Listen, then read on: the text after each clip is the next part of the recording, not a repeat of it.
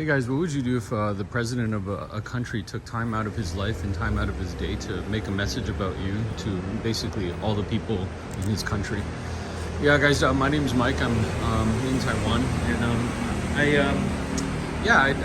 I have this viewer, and he told me that maybe I'm trying to kick a dead dog because I'm, keep talking about this topic, and people they want to move on maybe, and they want to talk about some other stuff.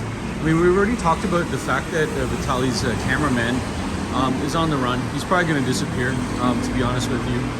And maybe they'll catch up with him in maybe 2 years or 3 years or something. But he's going to hide out. He's going to probably change his appearance, change his hair. I know he makes money from streaming.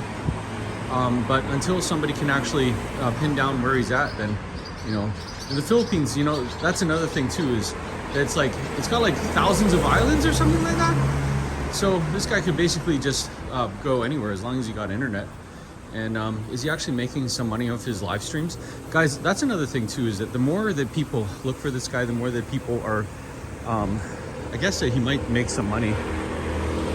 He was probably profiting off the fact that the Vitali guy's got like a huge audience. And that's another thing too, is about updates about what Vitali's doing. Well, he's obviously just waiting for his trial. He's in a disgusting situation, smelliness everywhere, no air conditioning, and $1 worth of food a day. It's not what he's used to, but nobody cares about that. They care about the fact that, what would you do if you were in his situation?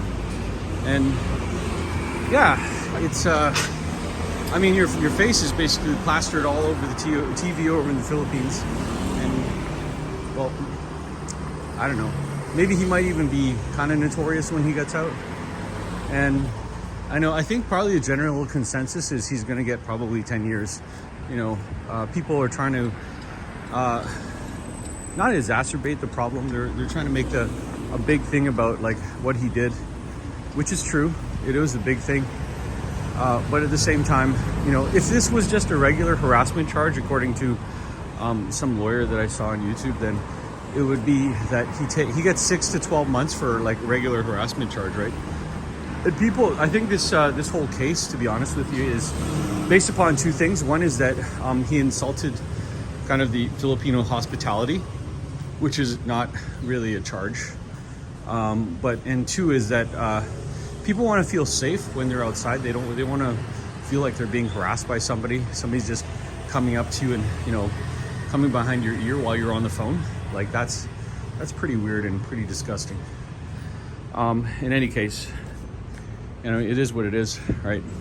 And there's other people that are kind of fighting some similar charges over in, like, for example, South Korea got that Johnny Somali guy, whatever.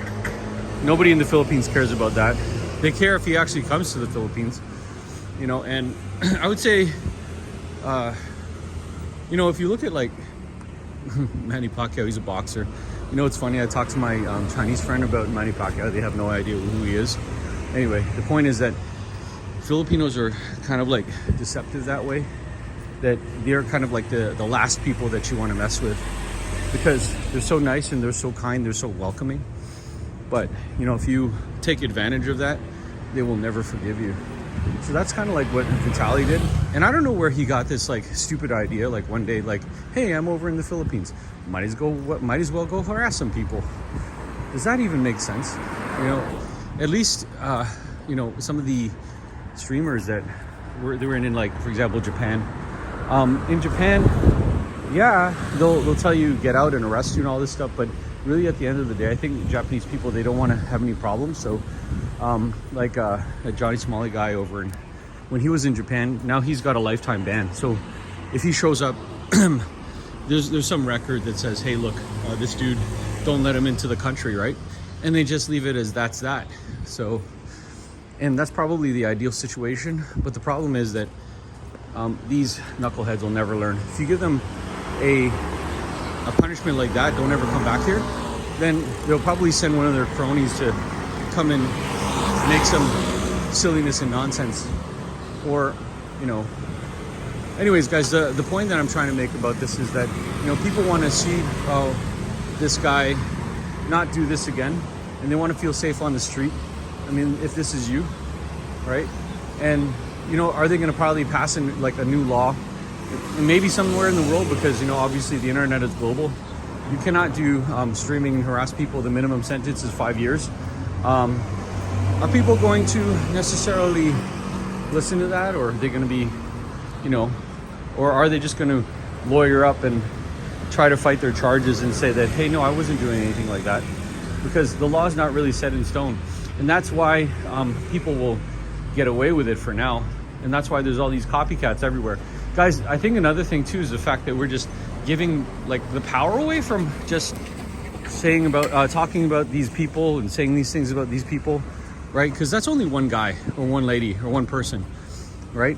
What if these people influenced or inspired, you know, 100 copycats? Then what are we gonna do, right? And the jails are already overcrowded over in the Philippines. Yeah. So anyways, guys, I just wanted to pitch in my 2 cents. Let me know what you guys think. See you guys later. Bye.